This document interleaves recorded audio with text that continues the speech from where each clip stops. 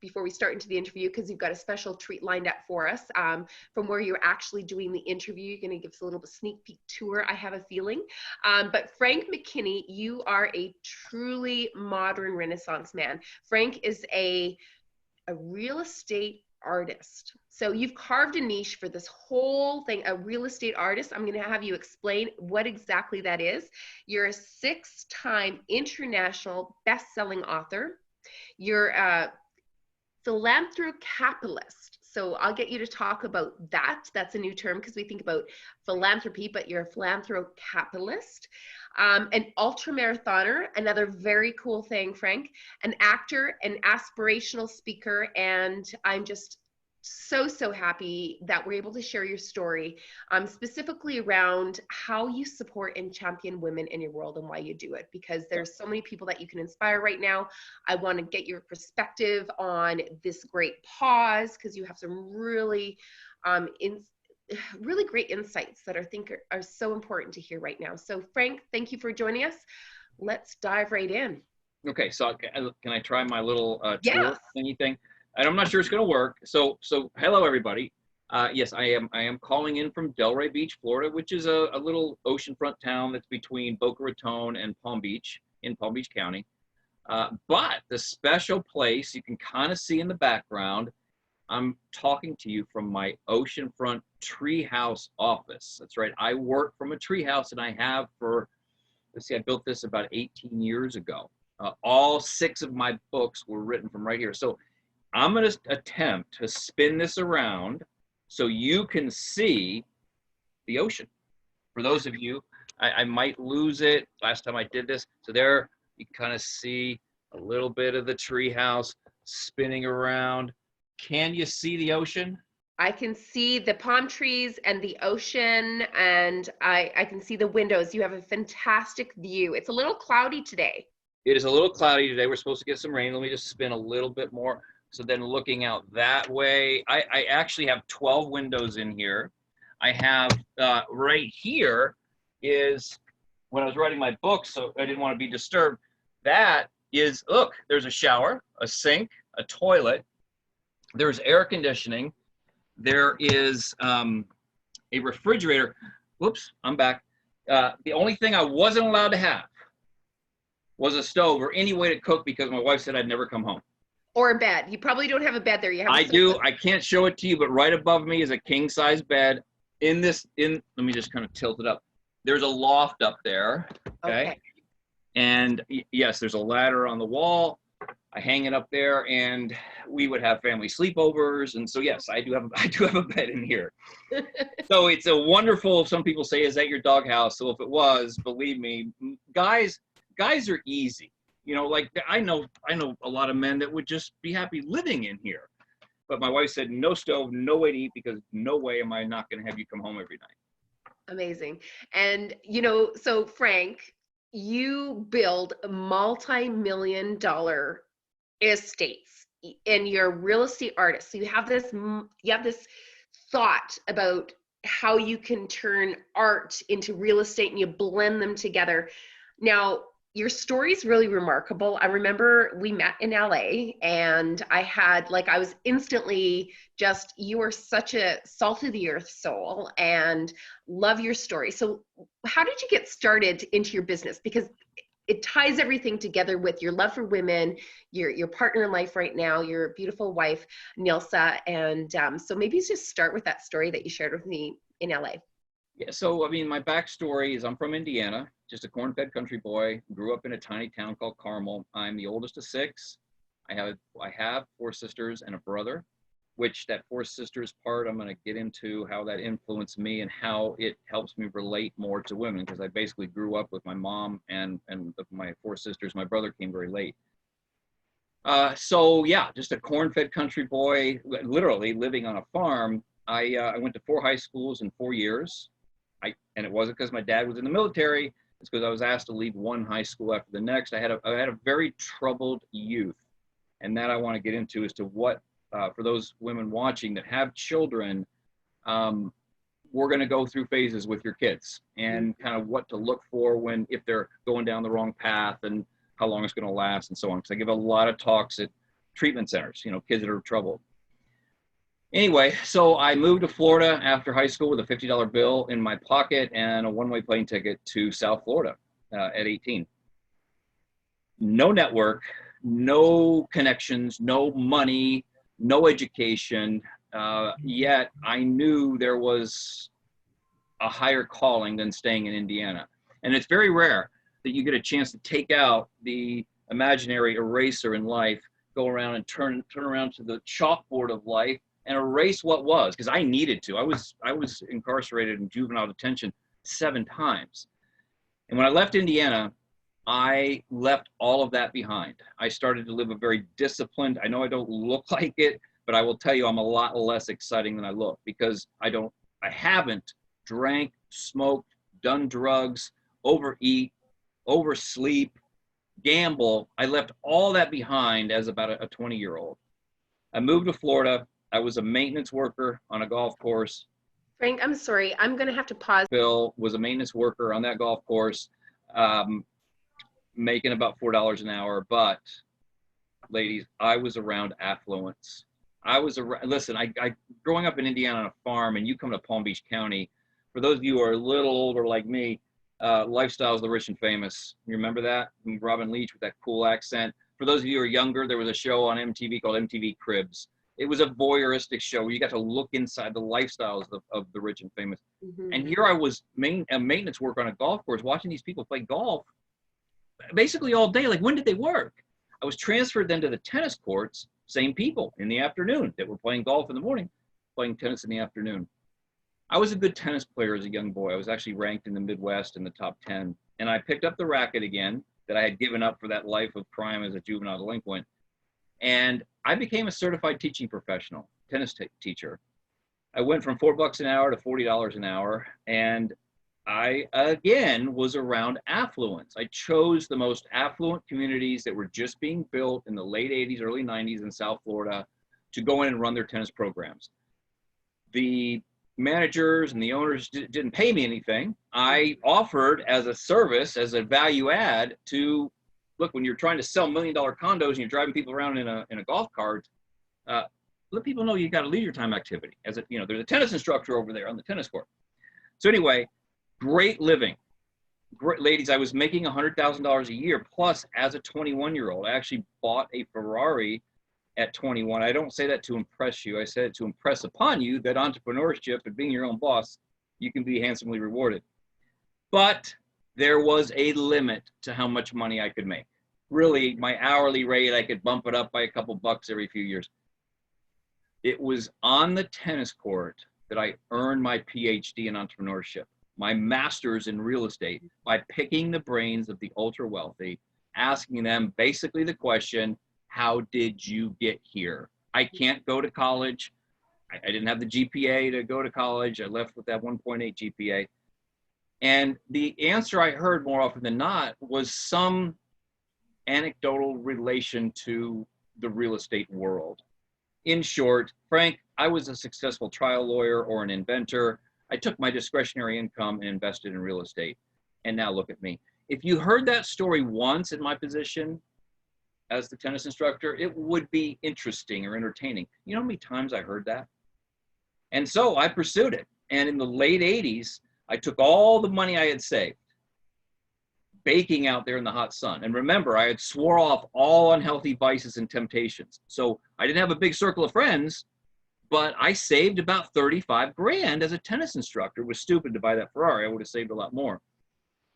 Anyway, I bought my first fixer-upper, a $50,000 crack house in a bad part of town that I saw as an opportunity.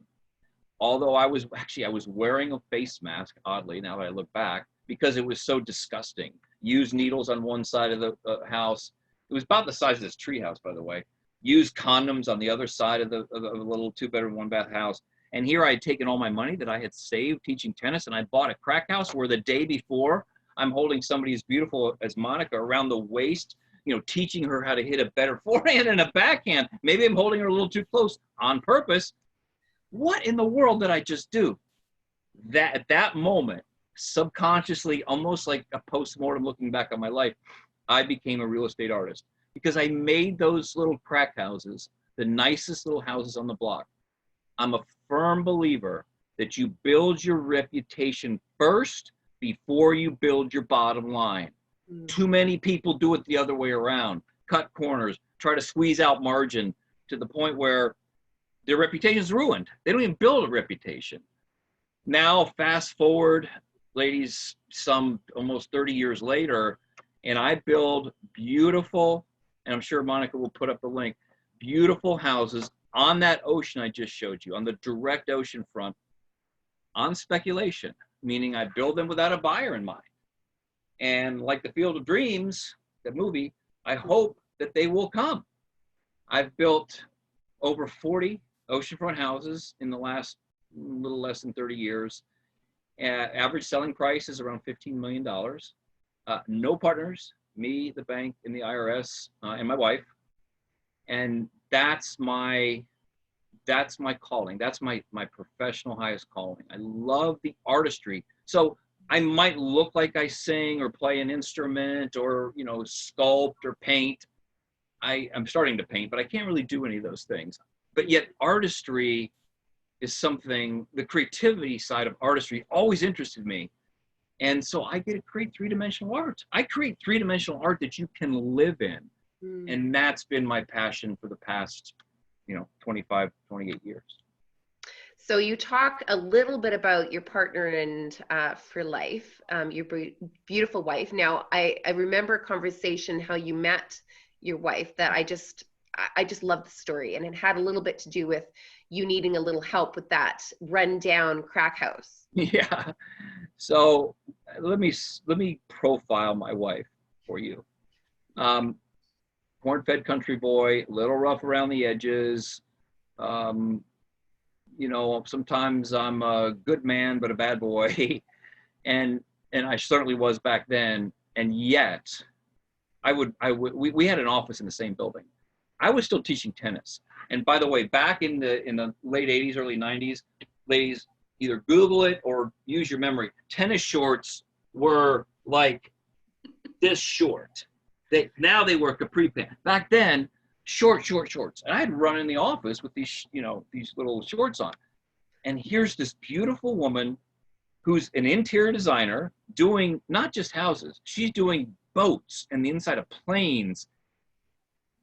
Out of my league, totally out of my league. I'm a tennis pro just having fun and, wasn't looking to get serious. So one day, we had we had a executive suite setting, meaning we shared services, had one secretary and we shared service. There was a copy room. And my wife, Nilsa, N-I-L-S-A, Nilsa, was in the copy room making copies. Or walk into the copy room. I'm like, here's my opportunity. So I grabbed a piece of paper from my office, ran into the copy room, put it in the copy maker, pushed 100 copies so I could have time to talk to her. I kind of cut in front of her. Well, wouldn't you know that I grabbed a piece of paper just like this. It was blank. So she read right through it as a, ploy to get to know her.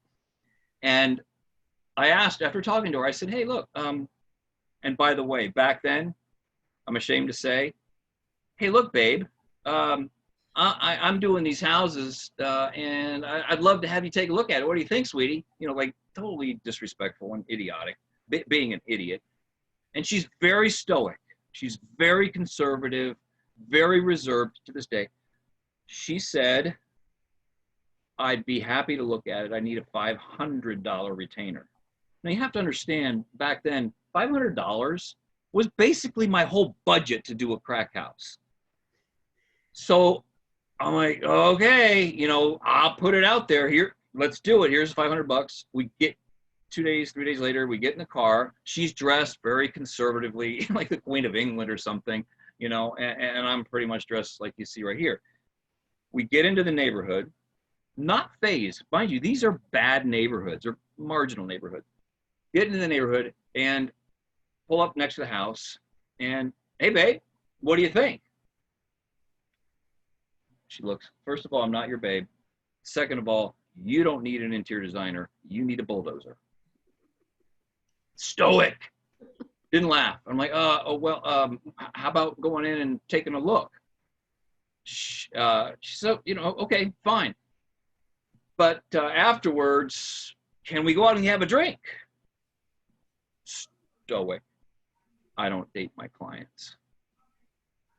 Okay. All right, right here, right now, you said I needed a bulldozer. That's insulting, babe. You're fired. Fine, but I'm keeping the $500. So here I fire her. She eventually agrees to go out on a date, lunch date, by the way, lunch date only. She didn't do any work, but she got the $500. Back then it was a lot. Guess what I got? I got a wife of 30 years. It's a pretty good deal if you think about it. I think I made out better. So that's how we met. She does all the interiors of the houses that I create on the ocean. You got to go to my website, frank-mckinney.com, and look at some of these homes. They're stunning. And we have been a team, very dangerous to work together, for 30 years. Amazing. I just think that is so inspiring. Like, I'm getting goosebumps thinking about the stories because, you know, really, it's men and women working together. And you say this over and over again, how lucky you are to have this phenomenal woman. And I look forward to meeting Nilsa.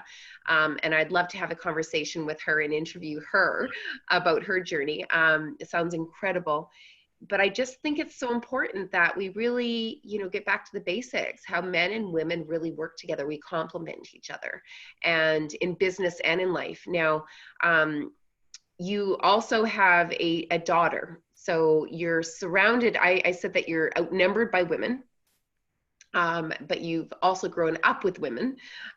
So your world revolves around the woman in your world. And I think that is so incredibly important. And, you know, that's what leads, you know, your creativity or some of the projects, I assume. Yeah. So, you know, if you do a little research on me, you'll see I am, I'm higher profile. I'm out front. I'm not, I've been on Oprah and a bunch of other things. My wife is the opposite. She is very shy, very reserved, yet she is a kingmaker. I used to think I was the one who made me into me, and I'm a Christian, so, you know, of course, God, I give all the credit to. But it was Nilsa who was my kingmaker. She was a queen before she was a kingmaker. Make that very clear. She was already a queen and I was a pauper. Eventually, she made me into a king. And that's that. I'm going to say stupid saying that behind every successful man is a strong and powerful woman. That's BS. It's beside. It's never behind. And the fact that she was beside me, letting me do my thing, not trying to change me at all, my approach, my appearance, my, you know, bombastic nature when it comes to marketing, just quietly, confidently standing beside me. She's only 5'1", so you might miss her. I'm 6'1". That part, combined with the fact that growing up around my sisters and women and my mom, my dad was around, but, you know, he was pretty busy, has taught me how to see. To me, women see things in 3 dimensions. Men, I'm generalizing here and I'm stereotyping here. Men see things in 2 dimensions. And the 3rd dimension is the softness behind creativity and ingenuity. Men's ego gets in the way a lot of, you know, their success. So I tapped into my X chromosome very early in life. It helps me on the creative side. I actually do teach women how to tap into their Y. Find your Y, not WHY, but your Y chromosome. Because sometimes, you know, to compete in the world, you need to absorb certain characteristics that are a little bit more masculine. A lot of women have a tough time doing that. So growing up around women, it's given me the sensitivity that I don't think I would have had if I grew up around all brothers and I had, 3 sons and a wife. And I'm very, very grateful for that. And Nilsa, having somebody, when you work with your spouse or your significant other, the possibility for conflict is, I shouldn't say possibility, conflict happens. And here's our approach to that. So we're designing a house and I want velvet on the walls and she wants wallpaper. And there is a butting of the heads. There's conflict and there's pressure and there's stress. Here's how we approach it. If you realize what's at work underneath the crust of the earth, where the rocks and the minerals and the sand are being crushed and pulverized by the pressure of, the crust of the earth. And that pressure is in strife and struggle creates what? The diamond. That's how a diamond is created, by the pressure and the struggle of the minerals that make up a diamond. So we welcome the pressure and the struggle and the strife, knowing that in the end, with respect, that's a critical thing. There's no yelling at each other. There's maybe an elevated tone when you really believe in what you want, but we debate, and I'm not going to use the word fight. We really don't fight, but we interact, even in a heated way, with that respect, knowing that in the end, the result is going to be the diamond. I don't know if I would have understood that with respect part, had I not grown up around women. And again, you look at the houses we built, that's a lot of strife and struggle, and look at the end. I mean, there's the diamond. So what I'm going to say, which just hit me, because we talked about this before, I have a lot of questions that I typically have as a guide, and I just kind of threw them out the door because you and I have a great dialogue. But what I think is really important right now, as we're April 16th, we're 5 weeks into this global pandemic. We're talking about relationships. We're talking about men and women working together, why you support women, the influence that they've had in your lives. But you know what really came out of this right now is something really, really special, Frank, is the fact that you are able to talk about the conflict that is inevitable right now as we're going through this, because you've learned how to cope with your partner working together in a business environment, correct? Yes. Right now, there's a lot of people that have families, spouses, and everybody's working in that same confined area. So I think your message about, embrace that conflict is the diamond underneath. It just, wow, it just hit me right now going, people need to hear this. I didn't go out there with that question in mind, but I think that is really, really key, because people need strategies how they can work together with their partners during crisis. Yeah. So really in a time like this, but first of all, this time we're in right now, in all likelihood will never happen again. You will never have a chance or the opportunity to take a planet, a globe that spins on its axis over 1,000 miles an hour and come to a complete stop. The world, your world, my world is stopped. So what are you going to do with that time? And my suggestion is, you, instead of strategizing on how to make money and stressing and having anxiety and, I'm an entrepreneur, I want to come up with no, this is the time to go deep into that personal development. Go deep into, like I shared with on another podcast the other day, how I've taken out old journals that I used to journal in, and I went back and I read and looked for behavioral patterns that were either holding me back, and I'm reading this, I'm like, oh my God, I did that a year ago and I'm still doing that. I wouldn't have had the time to do that. And then looking for things that I want to amplify. And that I'm doing well and that I need to do more of.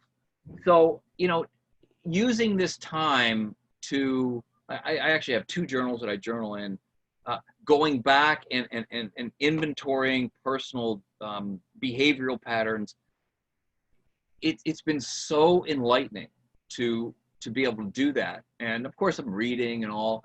I don't watch the news other than once a day. And when I watch the news, by the way, I'm looking for sentiment shift. I'm not looking at statistics and how many people are dying and all that. I'm looking for, in the background, when is the sentiment going to shift? Meaning going the confidence that's out there, because that's when we're going to start coming out of this. And doing that as a team, because we're taking the stay home thing very seriously. I don't go out. My wife goes to the grocery store every now and then. My daughter's been home over a month without going out. So please use this time, knowing that it will never happen again. And slowly but surely, we're going to turn on the spigot of life to get back to normal. But if you don't take advantage of the introspective time that's been made available to you as the world's moving at 0 miles an hour, you're going to come out of this the same person you were. And that, I mean, that's not a bad thing, but why not be a better version? Because you've been given this opportunity of, I think I saw you post it, Monica, it's great, of the great pause, taking advantage of the great pause. And you know what, I just love that. We talked in the green room before, and, I've been working 18 hours, and it's not just on the business, but I've also been identifying what you've talked about as, how can I move forward and make something, create something, or, I just love your perspective on that, of reviewing the journals. And I'm going to do that. I kept journals for a very long time, and almost I hate even opening them up sometimes, because I journaled during a really dark part of my life when I was in survival mode. Do I really want to go back there? Well, I think we're in survival mode again. And, I believe that the adversity gives beautiful gifts to us. We are resilient beyond our own comprehension. So it is something so special right now, and we're going through it, not just you on your own, not just me on my own, but everybody's going through this together.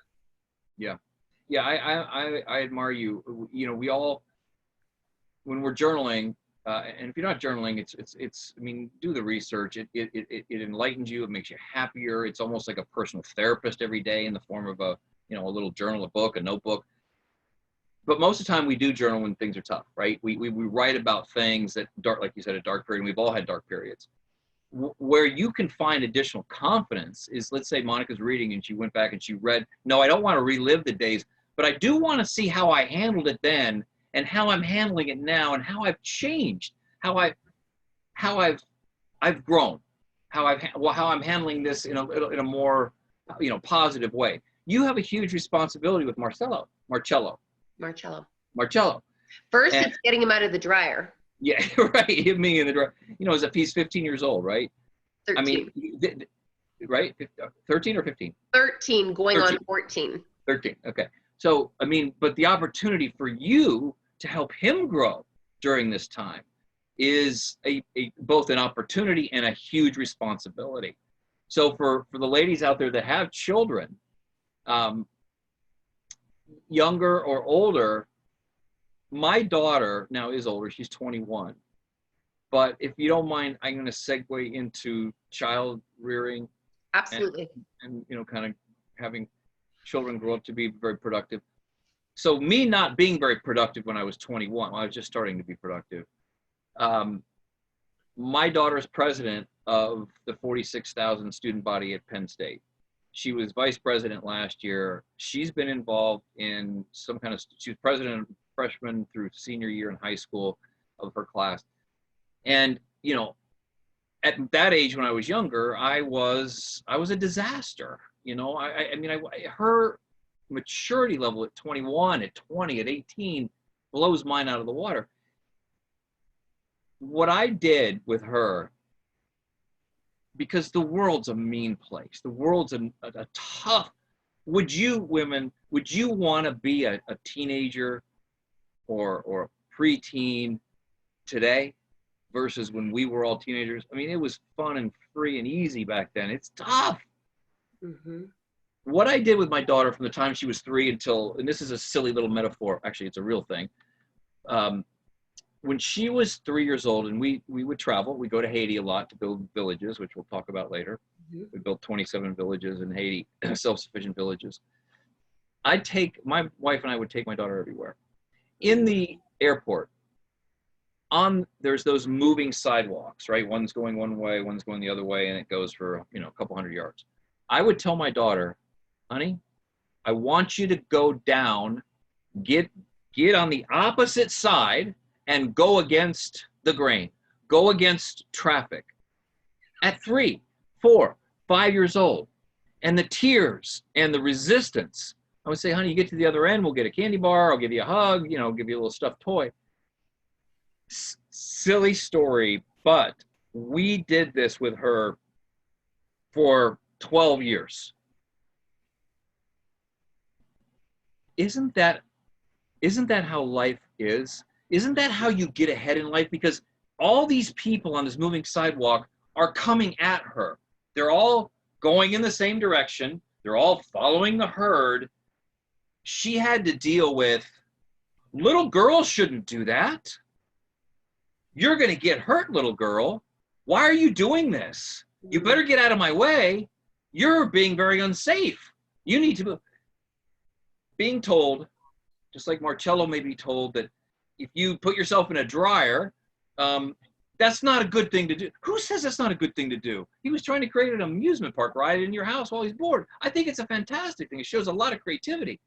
So when I would have my daughter do this, it was a wonderful metaphor for life. And if you want to be successful, the most successful people go against the grain.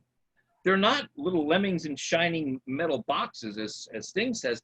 They go against the grain. And I will tell you, that one little exercise, and I never put pressure on my daughter about grades because mine were horrible, and I turned out okay.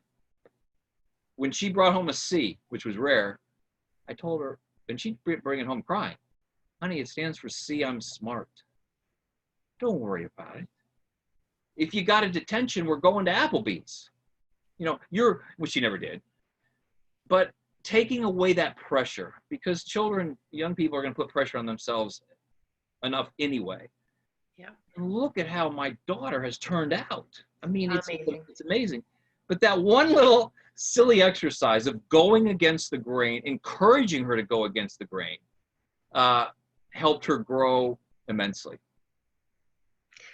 So interesting fact is that as you're telling me this story, Marcello's very active, and I used to do the exact same things in the airports. I'm like, so I'll time you.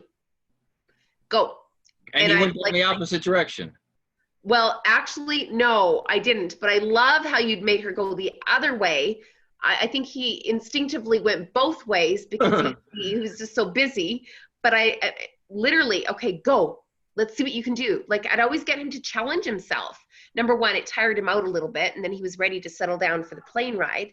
But it kept him active, and it kept him, encouraged. And he didn't care if people were staring, like he was on a mission. He was going to like beat his best time. He was do his best job. And because, okay, Mom, how many seconds do I have left? So he was, and sometimes he went the wrong way. I didn't purposely do that for him, but I love the fact that you did, and you had that foresight into making him do that. But man, there's some great lessons to be learned in that. So I'm hoping that the people that are watching and listening, that even have younger kids, I bet those airports can be busy with a lot of kids going up and down the wrong way on those moving sidewalks now after this interview. Oh, listen, I've heard from a lot of parents that have said they've done that. I mean, some parents find it a little unusual.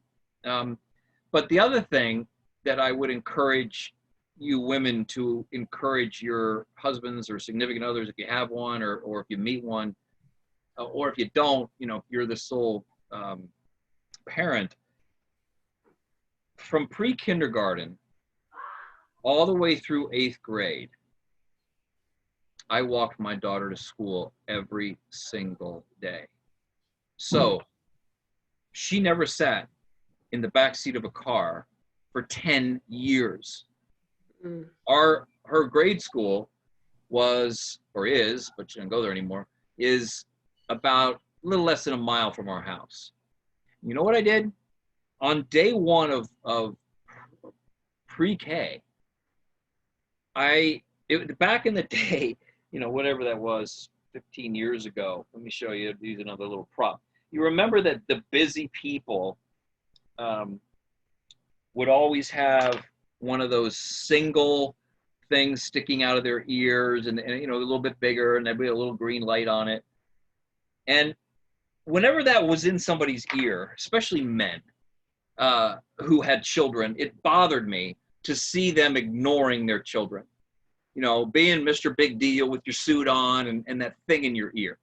And I said, you know what? I'm not going to be that kind of dad. Even though I am busy and I'm doing a lot of big things, I can't stand that. So I said to my wife, I'm going to walk Laura to school on the first day of school, just because it's her first day of pre-K. I walked her.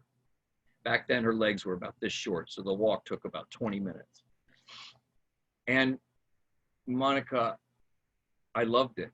I loved that day. And I said, you know what, honey, as in talking to Laura, let's do it tomorrow. Yeah, okay, Daddy. Every day, we would pick up a little rock or a little shell.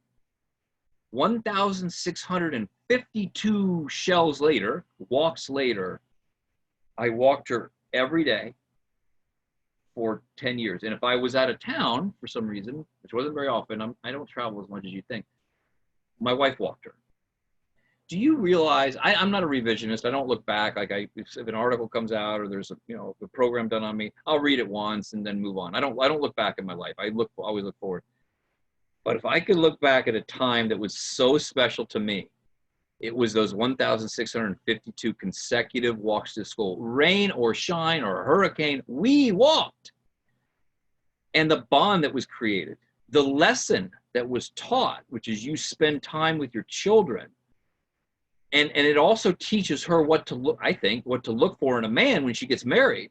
You know, you gotta find a man who's not afraid to spend the time with their children. And Monica, it was a cherished time. If I were to turn the clock back, I would say it was the happiest time of my life. So, you know, either you, as a woman watching this, or if you end up meeting somebody or you have somebody, especially a man, if you're taking them to school, even if you don't live close to school, there is a national walk to school today, by the way, I never knew about that. in the U.S. there is, yeah. So I would say park your car a half a mile away from school and hold your child's hand, walk that last half a mile. Don't just drop them off in line and get back to, you know, being Mr. or Mrs. Big Shot with the thing sticking out of you. Well, now we have two of them, right? I mean, we put two of them. That is something that I'll always cherish. And, you know, I think that is something that your daughter will always remember as well. I know there's a handful of women in our network that walk their kids to school every day. And I'm, you know, envious of that opportunity. I never, you know, we didn't have that opportunity. My son went to school like halfway across the city, and it's a 30-minute car ride. So I would take those car rides as opportunities to talk with him. Good. And, you know, to utilize that time. So everybody has their different vice. Gosh, I wish I could have had that opportunity because it's so special, you know. Whatever time we can actually carve out to do that is really amazing. I just love that, you know, as a dad, right? As a male influence, you've you know, tapped into that, that X chromosome. Yep. Very important. So important. You know, you're such a role model, Frank. I just, you know, I'm so excited to be able to share this message with everybody that's been listening. And for those that are, you know, listening now, you know, we're having an amazing conversation with Frank McKinney. He is the real estate artist. And you're calling in from the cloudy beach of Delray Beach and in your treehouse where you are as creative, and you've written all of your 6 best-selling books. So that's super cool. So Frank, we touched on the special journeys that you've traveled and you've kind of carved out with your family. You built houses not only on like, you know, $1 million houses on the beaches, multi-million-dollar houses over the past 30 years, but you've also embarked on a really special mission to build houses in Haiti. So maybe you can share a little bit with the viewers on, you know, that was also something that you bring your wife and your daughter to build these houses, you know, another really memorable piece of their history and their journey, and that's influenced them. So everybody listening and watching has a professional highest calling. As I define, you doing something that makes money, you doing it a little bit better than most. Not better than everybody, but just a little bit better than most. Something that you love that actually puts food on your table. Professional highest calling. For me, back in the late 90s, I had skyrocketed to the top of building these houses, or to the top of the real estate ladder by building 10, 20. I did a $50 million house on speculation.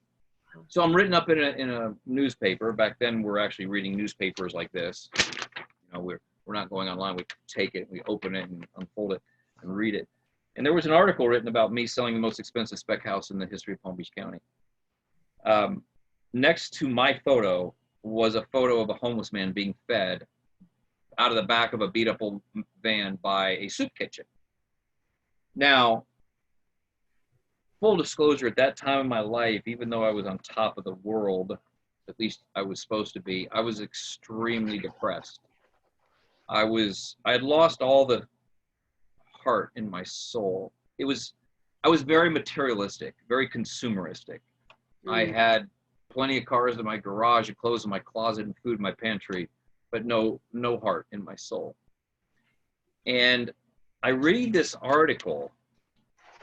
Of course, I want to read about me, and I want to see, is my picture okay, and did they quote me and all that. But what about this man on this side of the page who's being fed by this soup kitchen?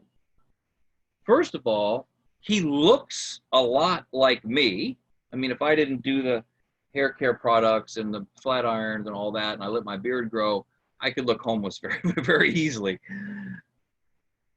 But oh my God, you know, this is one of those times in life. Most of the time, if you're told you look like somebody, no, wait, she's too fat, her nose is too big, I do not look like her. But 1 out of 10 times, it's like, oh my goodness, this person, why was it that I was on the right-hand side of the page, meaning metaphorically turning my life around, doing the right things, and why was he on the left? Yet why did he have a smile on his face and look radiant? There was an aura about him. I can still picture it. This was a little over 20 years ago. And why was my pose on top of this, you know, house or wherever I was taking, why was mine fake? Why was it forced? I needed to find the answer. So I started volunteering at that soup kitchen 1 night a week for 1 hour. And it became something I look forward to more than Monday Night Football. I couldn't wait to get over there. And I had a knack for interacting with homeless people. And as a side story, I've met over 10,000 homeless people since my books were published, because I didn't just go to TV stations and bookstores. My book tours involved homeless shelters, soup kitchens, and food pantries, and that's a whole other story. But I have met over 10,000 homeless people. So anyway, I'm starting to feel a warmth in my soul again. And it felt good. And I started to get, excuse me, a passion for my gift, my professional gift. Do you realize, ladies, that yes, you have a professional highest calling, but everybody has a spiritual highest calling. And for me, I was starting to realize I had one. It was just dormant. So Monica, after doing that for about a year, I realized, just like being a tennis pro, there was a limit. There's a limit to my impact. I'm in the United States, the richest country in the world, maybe as rich as Canada, I don't know, but it's close. There's a social service program out there in the United States to catch the indigent if you want to be caught. If you want to not be homeless in the United States, there's a way not to be homeless. What about the poorest countries in the world, particularly the poorest country in the Western Hemisphere, that being Haiti? Haiti is 2 hours from my shores here in South Florida, 2 hours from the shores of the United States. No social service programs. Who's taking care of them? So I started a caring house. I started a charity.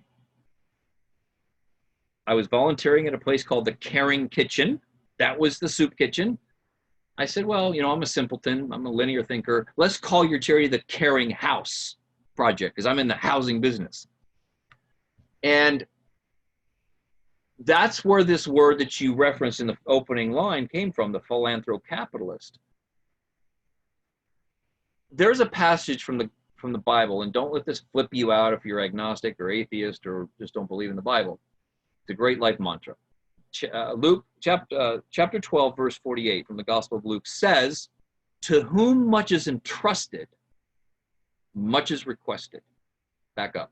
To whom much is entrusted, much is required. To whom much is entrusted, much is expected. Oh my God. This whole book right here, my book, The Tap, is based upon being a responsible steward. Was I being a responsible steward with the blessings God had given me? No, I wasn't at all. Putting more cars in my garage or food in my pantry? No, that's irresponsible. So Monica, I am not a fan of, actually I despise the welfare mentality. I don't like, and I think it's very toxic, the entitlement mentality. The welfare program and the entitlement programs are different. The programs are different if you use them for their intended purpose. So I thought, well, what about taking the best of philanthropy, which is a fancy word for charity, and the best of capitalism and putting them together, becoming a Philanthro-Capitalist. Going over to the poorest country in the Western Hemisphere and creating self-sufficient villages for villagers, children who, now, many women watching this have children. Marcello, imagine Marcello, even at 13, eating, I'm making a hamburger here, eating mud patties flavored with bouillon and lemon juice. Bouillon and lemon juice gives it flavor. The mud over there is a little bit clay-like, and that gives the stomach the sensation of feeling full. And the reason that you see the distended bellies, you know, in some of these countries is because the children that are eating the mud patties, the mud is full of parasites and germs.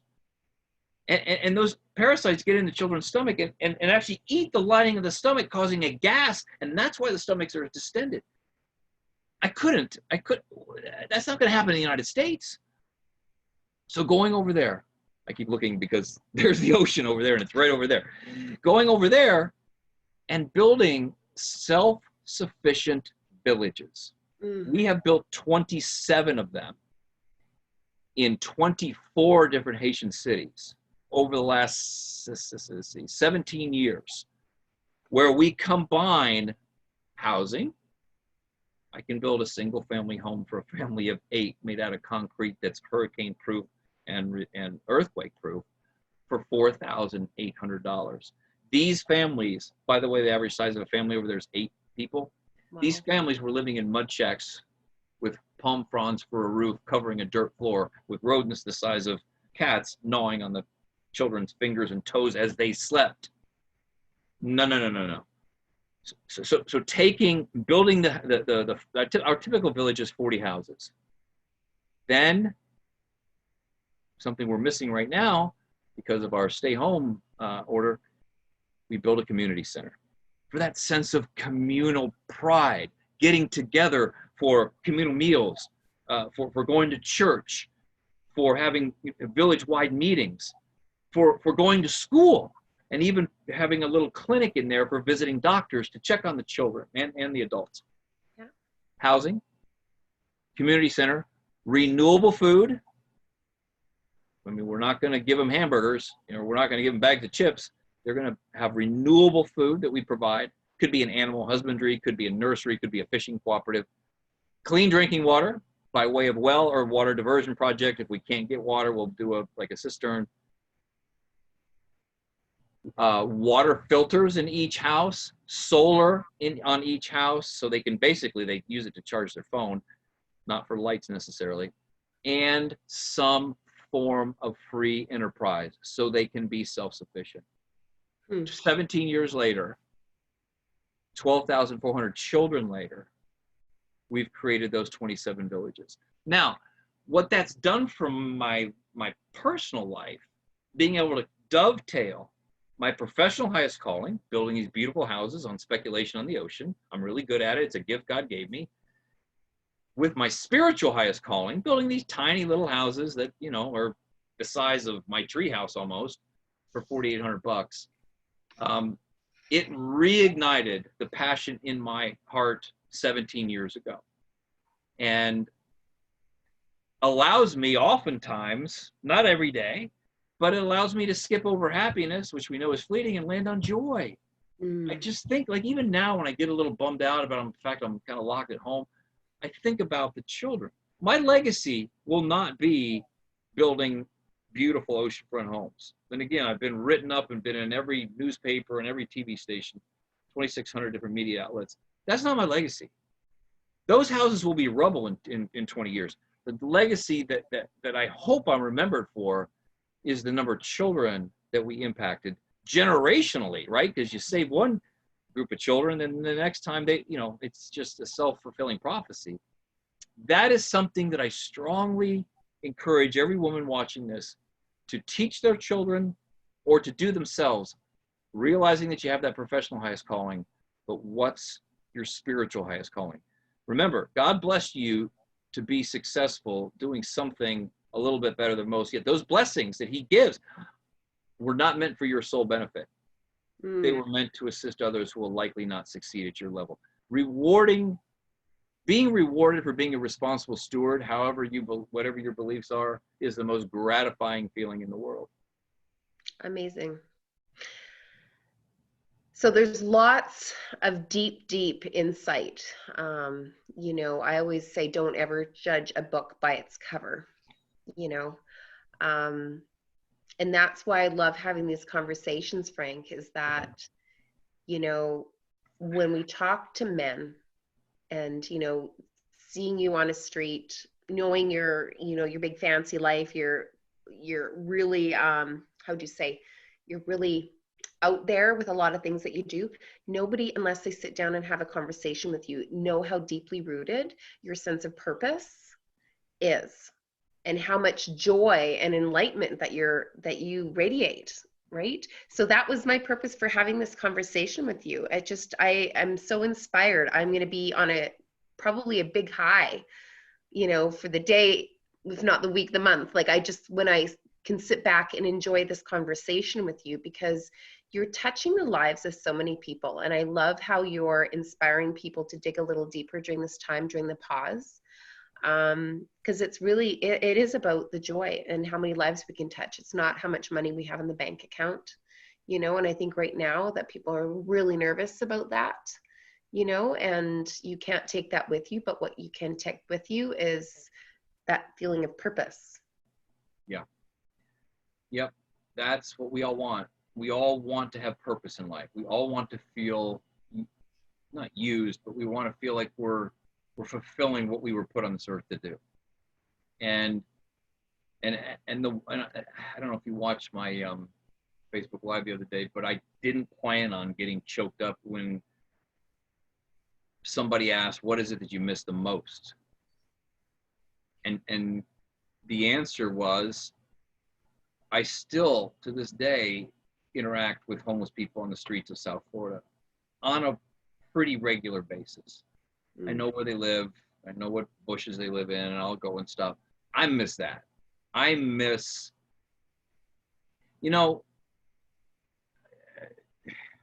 I can tell what kind of person you are, Monica, and anybody listening or watching, by the way you treat the invisible, by the way you treat the lowly, by the way you treat the busboy, the maintenance worker, the hotel maid. And I miss making those people feel important. Amazing. I know that there's, you know, people that are trying to do creative ways of reaching, you know, the people right now that don't have homes. And you know what's really interesting is that people that choose self-isolation, or perhaps even the homeless, like, you know, that's they're all alone. That's what their norm is. And we're now having to actually adapt to what that feeling is like. And it's uncomfortable, right? But Yeah. they're so used to being isolated and alone, you know, now it's a tougher time for them, but they're probably more resilient going through this than we are.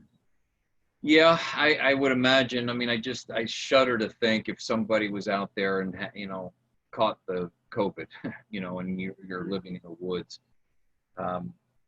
You know, but anyway, I know we're getting toward the end of our time together, and I just hope that you will realize that to whom much is entrusted, much is expected, and use that as a great life mantra. You know, we all want to leave a legacy, and that legacy could be a beautiful tomato garden. It could be, I don't know, you could be the president of the Tupperware Club. I mean, whatever the legacy is that you want to leave, use this time to realize motivation washes off and goes down the drain with the soap at night. In other words, please stop beating yourself up over the fact that you can't stay motivated to stay on a diet, to go to church, to be fiscally responsible. There's so many things that we beat ourselves up over the fact that we can't stay motivated. I lost you. You still there?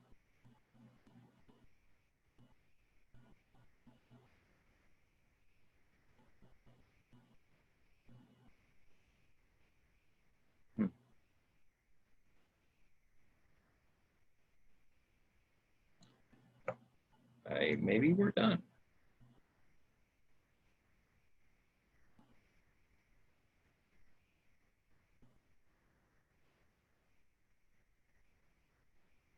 Okay, I see we're still recording, but I don't see you anymore.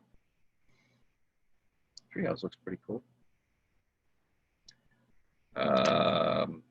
Just pop share screen.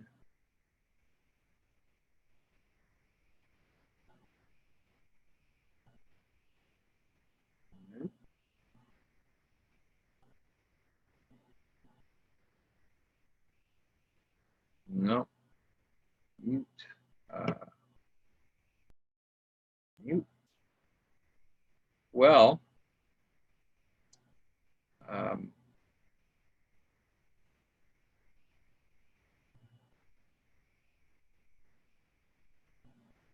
really know what to do. If you're still seeing me, I'll give the salutation. I really enjoyed my time with you, Monica, and with everybody watching today. Hang in there. We're closer. What did Cuomo say the other day? It was wonderful. We are at the end of the beginning, and we'll move on to the next phase. And believe me, sooner than you think, things will get back to what I hope is a new normal for you. And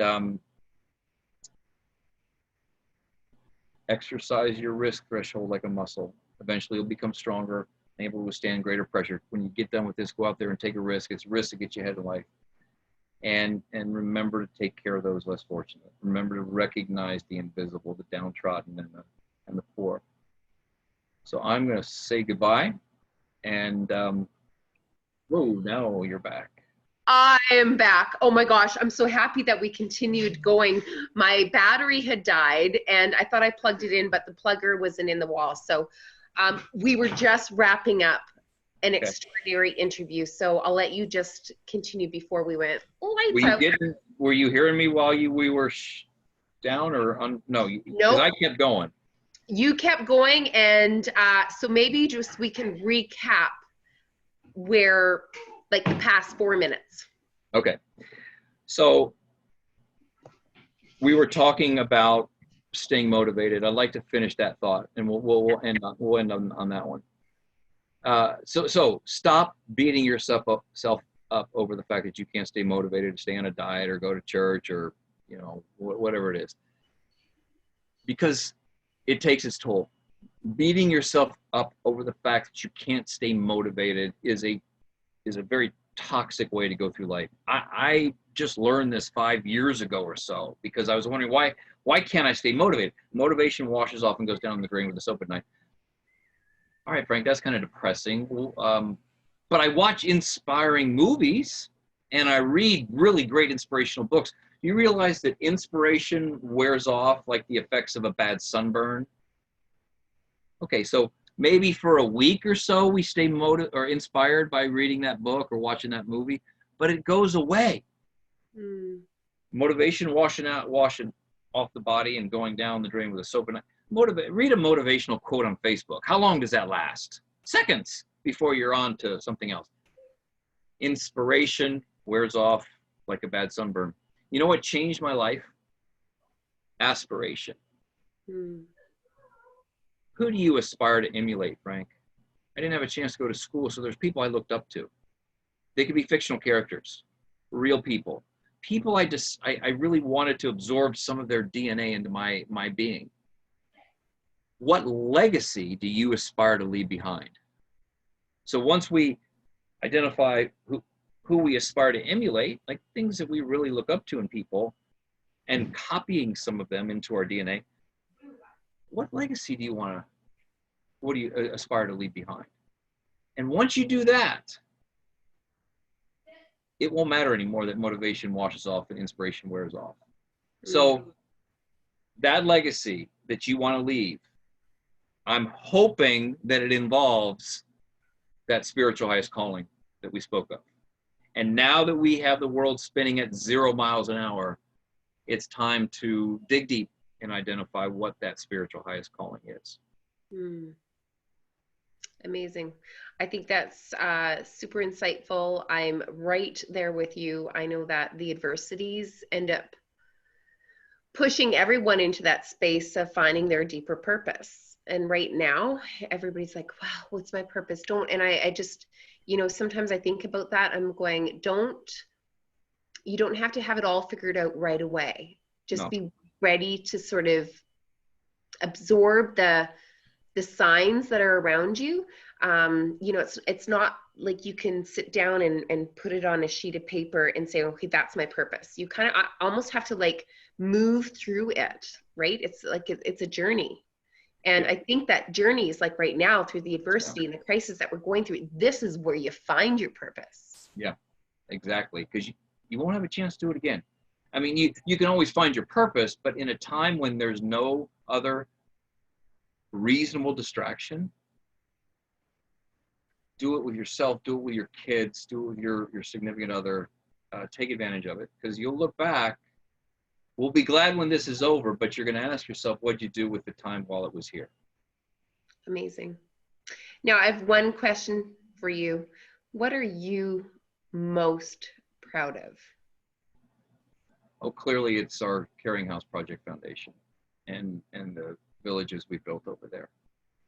I love the houses we've built. Of course, I you know, the fact that the 6 books I've written in 5 different genres have touched so many people. I mean, listen, if you want to, you'll see on my website, I've got a book on philosophy. I've got a book on real estate. I've got a book on the tap is spirituality. I've got a book on young reader fantasy, which is basically those 1,652 walks to school. I turned that into a fantastic book. Potter, Twilight, Hunger Games, Narnia, that kind of book.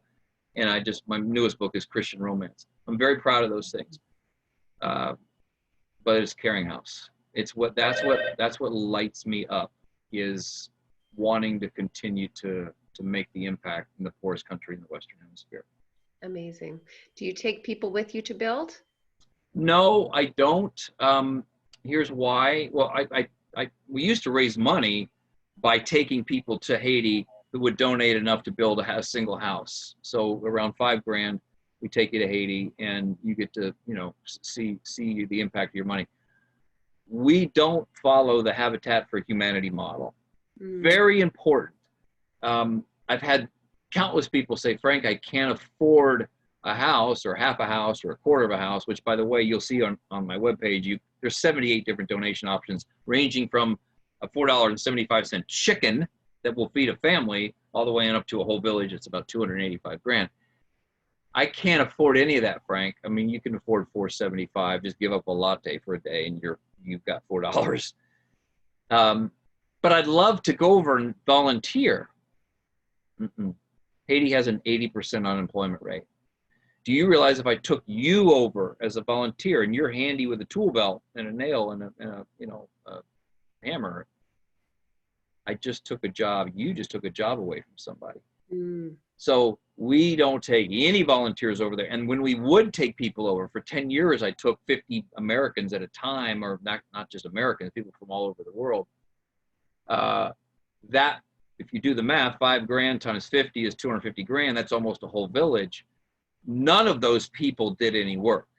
They knew before they left they were not going to do any work. What they did do was see the before picture, the way these people are living, look at the after picture, the houses that they helped build through their donation. But we always went to the schools and played or taught the children, went up to a chalkboard and would write your name down, and they come up and write their name down, or went to the orphanages that we support and played with the kids on the playground. So it was a very interactive process. And the other thing, Monica, I don't buy, or we don't export any materials either. Every single brick and piece of steel, any concrete that's poured, is all bought in Haiti to support that fragile local economy. Amazing. I think that's such a, like, I just get goosebumps listening to that, because it's just an idea and you put it into action. You made that happen. I mean, you know, that is a legacy. That is your legacy. That will be. I hope so. Yeah, I think that's a big piece of your legacy for sure. And I was thinking, man, I want to go and I want to help those girls. I want to help those girls in Haiti, Frank. Oh yeah. Yeah. Right. I want to be able to be a part of that in some ways. So, you know, the girls need help. The little girls need help. I mean, there's some not nice things that happen to the little girls because the male over there is a very dominant species. So anyway, yeah, I will take that intention. I'll put it right here. Put it right there, because we need to just infuse some female role models. Yeah. And just baby steps, you know. And I always, you know, when I went through my dark moments, I had one person who believed in me, and that was my lawyer. That's why I created Woman of Inspiration, was to honor her. And I'm a strong woman, but I went through a really hard time. And so it was actually just having one person to believe in you. If you have one person, that's it. That's all you need. And that one person believes in you makes you believe in you even more, right? You're like, God, if they're believing in me, I gotta really do some good stuff, right? So I don't know. I think just let's park that idea, take it, digest it, but I'd love to be a part of that vision and to help some women and the girls. I mean, the best way you can do it until that trip ever occurs is send people to our Caring House page. Let them see the 27 villages. There's a whole Google Maps of all the villages, the before pictures, the after pictures, and you know, ladies, while you're sitting home, make a donation. I mean, our overhead is next to nothing. Paper clips, pens, and pencils. I mean, you know, none of us take any salary from that. And that $4.75, I can buy a pig for $18. I can buy a goat for goat milk for $45. There's so many different options in there. Take a look at it and support us. Even if you bought one of my 6 books that range from $20 to $30, depending on the book, all that money goes to Caring House Project. So if you bought the tap, for example, I think this is maybe 25, I'm not sure. That's 250 meals. 250 meals in one of our orphanages, because I can buy a meal for around 10 cents. So I ask you to do that. I ask you to support us like that. I don't need volunteers. We need money over there to continue to do what we do. Amazing. Well, Frank, so much information. I can't wait to share this with everybody. Thank you for pausing or pauses. Will I get my son out of the dryer? Will I re-plug in the computer? We're just kind of going with the flow right now. I think we're going to laugh about that for a while in the future. But thank you so much for being so generous with your time and for sharing your wisdom, sharing your story, sharing your journey with your children, and of course your partner in life, Nilsa. Once again, I'm so grateful. I really think you're just an amazing soul. So thank you for inspiring us all today. And I look forward to the opportunity to reconnect, revisit with you, and hopefully have you come and speak with us in Calgary and in Toronto and be a bigger part of our journey. I would love to. And I just think the last thing I want to say is, ladies, I don't think you realize the asset you have in Monica. The effort that 18 of those hours she works, I bet you 15 are on this very entity. And in this conference that she has coming up, and follow her lead. She's put it all together for you, and I encourage you to go to those conferences in either Calgary or Toronto. Yeah, Toronto. I've told a lot of people, primarily women, about your cause, and not just your cause, your leadership ability. So count yourself, ladies who are watching this, as fortunate, really fortunate to have somebody like Monica to aspire to be like, to emulate, and to really follow her lead. So thank you for allowing me as a male to be on your program, and I hope to see some of you in either Calgary or Toronto. Oh, well, thank you, Frank. It's really, I'm very moved by that. I'm getting misty. You can't see that, but my eyes are a little glossy right now because it's really meaningful. It really means the world to me. Well, you meant the world to me. You and I really connected in California. We were backstage a lot at this event, and we got to know each other and did a little video for Marcello. I remember. Tell him I'm really proud of him for his dryer stunt. I think that he was circling around here 20 minutes ago, and I was just like, wait, I want you to introduce you to Frank. So did I send him, or you? Did I give you? Or I don't think I had any books. No, I wasn't allowed to sell books at that event. That my young reader fantasy novel. He doesn't have that, right? No. Okay, so I know you're recording this, but send me and Pamela your address. I'm going to send him one. I'm going to send him an autographed copy. He'll love it. He can read it from inside the dryer. Amazing. Oh my goodness. Like, only these stories happen now, right? Yeah. No, I really appreciate that. And by far, you're one of, you're a true role model. You're honest, you're authentic, your passion and purpose really eludes. And I can't wait, actually.